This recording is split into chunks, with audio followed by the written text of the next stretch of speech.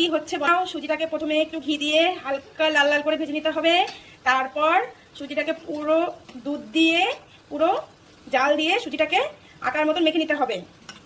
করে এরকম মিষ্টির মতন শেপ দিয়ে যেরকম ইচ্ছে সেরকম, আমি লম্বাও দিয়েছি, আমি গোলও দিয়েছি। এই যে দেখো সুন্দর লাল লাল করে ভেজে যে যতটুকু পারো ততটুকু। এই দেখো আমার এগুলো ভাজা হয়ে গেছে।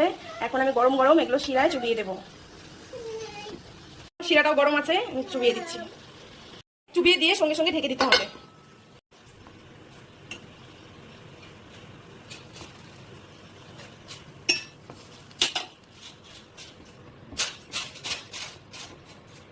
এটাকে পুরো 2 ঘন্টার জন্য ঢেকে রাখতে হবে। গরম শিরায় 2 ঘন্টা ধরে ঢেকে রাখলে।